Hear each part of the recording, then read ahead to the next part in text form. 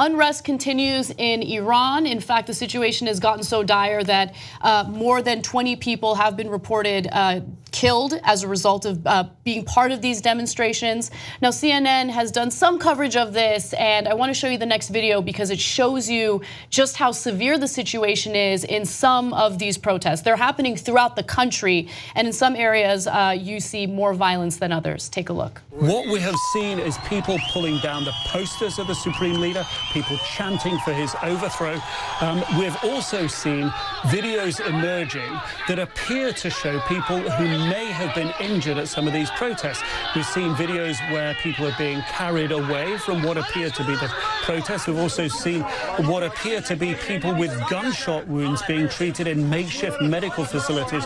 One young man on a hospital gurney appeared to have a gunshot wound all the way through his abdomen. So that video footage is difficult to watch, and as I mentioned, already 21 people have been reported as dead.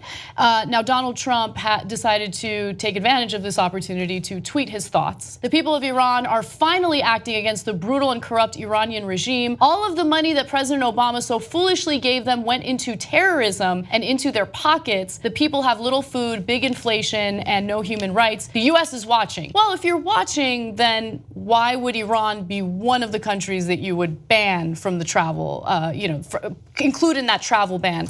If you're so concerned about the people of Iran, you want to help them out. But nonetheless, he's taking this opportunity to, say that he's right, Obama's wrong. So let's break down a couple parts of that. So Obama so foolishly gave them, right? Again, Obama didn't give them any money. It wasn't our money. What Obama did is he went to China and Russia and Europe and all these countries that have all of these different issues with us and convinced all of them to work together to freeze Iranian bank accounts all across the world so that they would give up their uranium program. And they did. And in return, they just simply got the money back that was their money that we had taken hostage. Look, I don't know if that's an ethical thing to do, but it worked. And yes, okay, great. Iran does not have uranium, they can't make nukes. And in return, they basically got their own money back. But Trump makes it appear over and over again as if Obama took American money and just handed it to the Iranians. That didn't happen, it's not true. And so then you get into the US is watching. Anna, I hadn't even thought of what you mentioned there. If you're so worried about the Ayatollah oppressing his own people, and if they're running away from the mullahs, wouldn't you want to accept them with open arms? No, they're all terrorists. Yeah, I mean, in Trump's eyes, of course. Right, so then don't pretend that you care about the Iranian people. Okay, but the second part of that is, if you care about the protesters, saying that the US is on their side, it's a mixed bag. Look, I got mixed feelings about it because I think in 2009 when they were doing the Green Revolution in Iran, I thought that Obama was very non-committal about it, very Obama-like, right?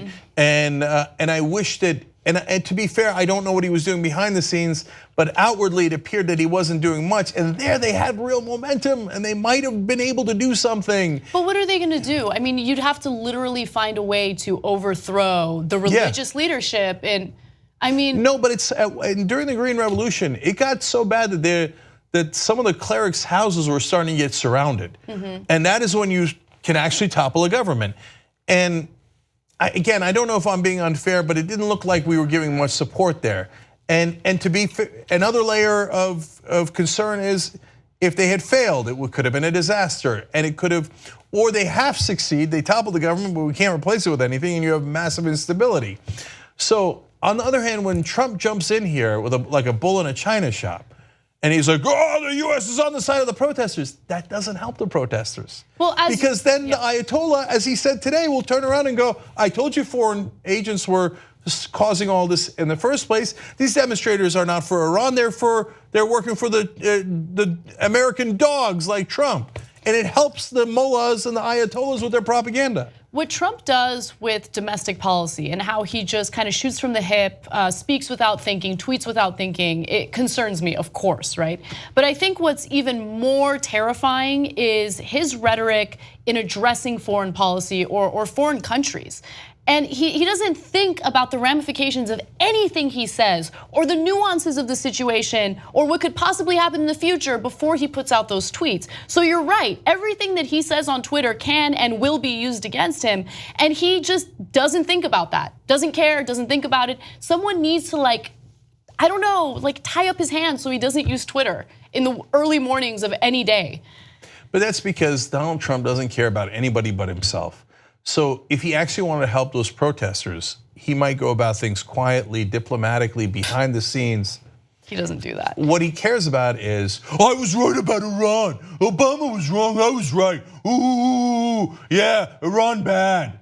Yeah, I got it, dude, I got it. It's all about you. Because look, doing things diplomatically and quietly would maybe indicate that he wouldn't get credit and attention that he so desperately wants, right? For him, the end game is not peace. The end game isn't creating a stable situation in the Middle East. The end game is, how can I get as much attention as possible by being as boastful as possible? You're absolutely right. The only thing he wants to expand is not the demonstrations, but the size of his head. If you like this video, bless your heart. We got a lot more where that came from. We do a full show every day, Monday through Friday. Come enjoy it ad-free by becoming a member, tytnetwork.com/join.